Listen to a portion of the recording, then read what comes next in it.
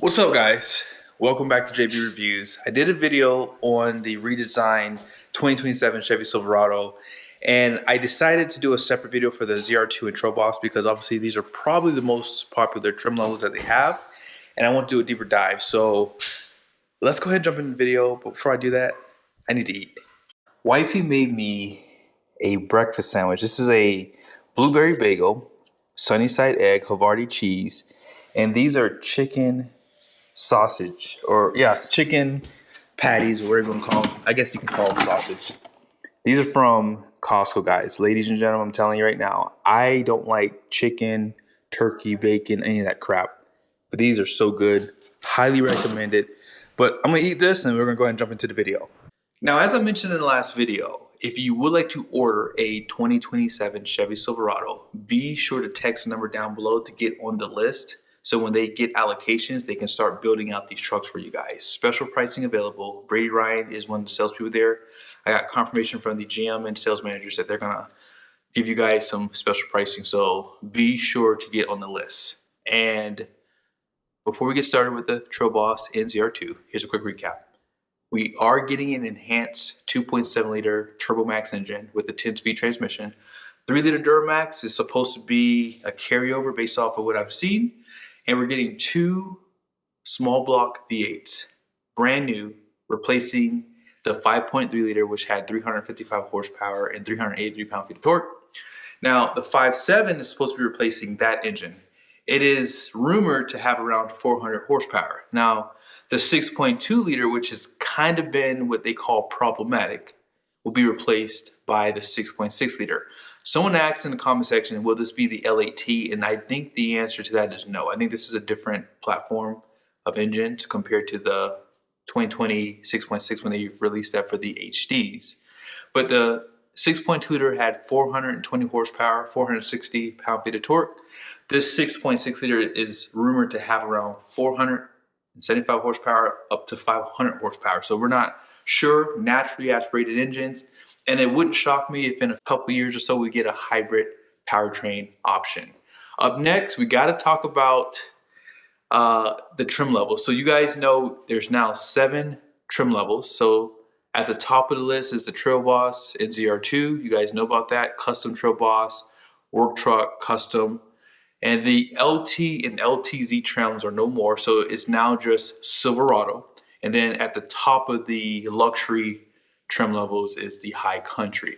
Now, as far as the interior goes, we're going to be getting a larger center display, which is going to be 16.3 inches and 12.2 inch driver information. If you're getting a ZR2 or High Country, they come standard with the 11.5 inch front passenger screen. Pause. Now, I know some of you guys have been hating on the Ram trucks with that passenger screen. I want you guys to keep hating on that screen. And here's what I will say. GM, if you're watching this video, here's a recommendation. It looks like you're going to have some storage in place of that screen. Make it an option to delete it if someone wants to order their truck. I think that will make people really happy to say that they don't have to get that screen in their truck because some people don't want it. Moving on. Let's talk about ZR2 first. I'm going to read something to you guys here.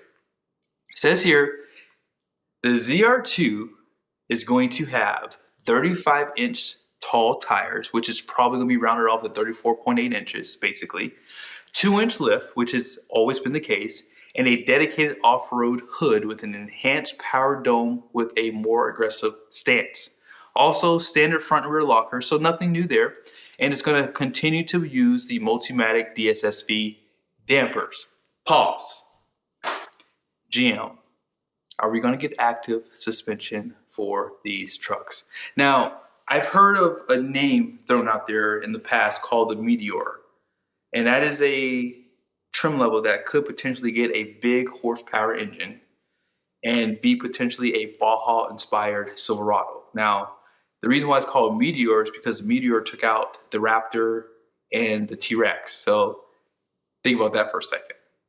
Now, inside, ZR2 features a unique interior with torch red accents, torch red edge seatbelts, and large digital displays that keep key off-road and vehicle data in clear view. Now, most of you guys know that the ZR2 has always had this gray stone interior from launch. Some people love it and some people hate it. I will say I'm in the middle because it's definitely an off-road inspired interior, but it's not for everyone, and I get that. So this interior probably will do better for some. And one thing I like there, you guys heard that, vehicle data. So right now, if you're getting a Silverado, whether it be half ton or HD, you can't see engine oil temp, or you can't even see like the coolant temp with the actual number. So with this new truck, we're probably going to see more of that information there, and that's really good. Also, I think that the red accents on the interior look pretty good. So we'll have to wait and see how it all shakes out here. But it goes on to say, dual wireless charging and other modern touches are designed to support active lifestyles and everyday convenience. The cabin also features real forged carbon fiber. I'm going to show it to you here. It's a trim on the doors and on the console. The first ever use of true carbon decor on ZR2 and GM's first application of forged carbon fiber. Now, here's some good news. The ZR2 is scheduled to get another Bison edition. So for all you guys out there who's a little nervous, because I was a little nervous, I didn't think that GM was probably going to continue to use the AEV edition simply because it is expensive and it doesn't really give you anything outside of just styling. I mean, I get that the skid plates do add protection, but who's really taking these expensive trucks off-road? Let's be honest here. So yes, you're going to still get the bumpers, which I do like. I do like the bumpers. You get the rocker protection. B-lock capable wheels are going to be available, and a comprehensive set of skid plates protecting the front underbody, transfer case, rear differential, and fuel tank. Additional benefits include an AEV rear badge and all-weather floor liners, further reinforcing its purpose-built off-road character. Now, let's talk about the Trail Boss. I think the Trail Boss is a home run. Now, you guys have noticed in some of the photos and videos that they've shown, you now have dedicated fender flares. Now, if you got the ZR2, you did get those fender flares, which was really nice. However, just about every trunk now has a little bit more bolder styling with those. Now, here's some good news. Good news is the Silverado Trail Boss is going to have 34-inch tall tires, mud terrain tires that is, and it's going to continue to have the 2-inch factory lift, just like the ZR2. So it's also going to have a dedicated off-road hood that gives the Trail Boss a distinct ready for the trail stance. That's GM's words. Now, obviously, as we talk about the fender flares, this truck does have a pretty nice look to it overall. I love the wheel design that they've chosen for it. And as far as the interior goes, they will have two unique interior themes targeting customers who want more attitude and personality without stepping all the way up to the ZR2. So yes, torch red edge seatbelts and seats with fabric accent inserts and custom perforation pattern provide clear modern design cues that are immediately recognizable as part of the off-road family. So yes, this is a step in the right direction because in the past, Trail Boss has not had unique interiors.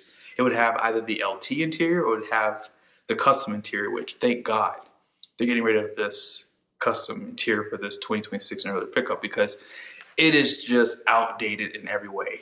And I can't wait to see more pictures of the custom trim because that truck looks really cool. Now, here's some things I wanted to discuss before I end off. Now, most of you guys know I have this 24 AT4X HD. I love what GMC has done with this truck. This is basically an off-road Denali Ultimate. The ZR2 is basically an AT4 comparison, in my opinion. Now, obviously, the AT4X and the ZR2 are the same truck, but my point is, the AT4X takes it up a notch with the interior. So today, people want off-road with luxury. And you guys see here, this has a 16-way seat. So it has like a shoulder support. You can adjust the side bolstering at the top. It has massage function. It has leather, suede everywhere. And you can't get any of that on the Chevy side, right?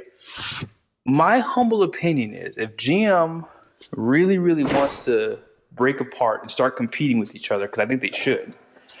They should make the High Country available with the ZR2 package and just add in that nice interior, because maybe some people don't want the red accents, and maybe some people would like the idea of getting the luxury interior with the off-road exterior. I personally think that still looks kind of good, even with the lighter color interior that you guys saw in the High Country. But for whatever reason, they probably won't do it, and I'm sure the Silverado may not have the same features as the GMC. We don't even know what the GMC Sierra half ton is going to offer in comparison with the Silverado, because they haven't unveiled it yet. They always do Chevy first and then GMC comes second, because they always save best for last. Just saying here, I am not a fan of any truck. I like them all. I don't really care which one I get. Whoever gives me the best deal is the one I'd buy. But because of the features I got on this truck, this was a better buy. And I never told you guys this. I was back and forth between AT4X and ZR2 for almost 2 months. And I felt really bad because I kept going back to Chevy. And they said, no, I really want the GMC. And then I went back to the Chevy. And then I literally went back to the GMC at the last second because this truck came in. And I just felt bad because, yeah, I just kept going back and forth between them. But regardless of it, this truck just makes more sense because of the features that's available. And it's not much more money compared to the ZR2. So hope this video was helpful so far. Real quickly, I don't want to take too much time on this. So Custom Trail Boss for 2026, I'm going to go from the Custom Trail Boss up to the ZR2. So Custom Trail Boss base price was $55,695. That's for the 2.7 liter Turbo Max. The 5.3 liter was $57,490, and then the diesel was $58,285. Now the LT Trail Boss Turbo Max was $62,495, 5.3 was $64,945, and then the 3 liter Duramax was $65,740. with the 6.2 being the most expensive at $67,435. Now for the ZR2, the 3 liter came standard, so it was $74,595. And then if you want the 6.2, it's $76,290. So you guys kind of get an idea. Those are base prices, no features at all on those. So think of it like this. That truck is probably going to cost $800 more, maybe, potentially. But look at all the good stuff you're getting. You have the availability of a twin panel moonroof for the higher trim levels. I think from the Silverado trim level up is what someone said in the comment section. I could not verify that, but based off of what he said, I'm just going off of that because he said, yes, Silverado up, you can get the twin panel, but it comes standard on the High Country for sure. But it might be available on the other trims as an option or a part of a package. But yeah, I think that this is a really good time for Chevy. As I said earlier, if you would like to get on a list to order one, and you're not really locking into, but if you would like to just be notified if they do get an allocation, you can be in line to get one. So yeah, hope this was helpful. And real quickly, I want to show you guys, had to take off the wheels off my wife's car because the wheels were a little faded. And luckily for me, the Denver Lamborghini store reached out and said they had to put new tires on it because of the certification failed. I don't know how this happened, but they had to get me new tires. So I decided I might as well go ahead and get the wheels refinished real quickly because they were just faded out, I guess. I guess someone repaired them and they did a terrible job, and I just wanted them all to match. So yeah, that's what I'm working on here. So I figured I probably will do some videos around this. If you're interested in this, I'll probably do a walk around with the suspension and brakes. So yeah, see you guys soon.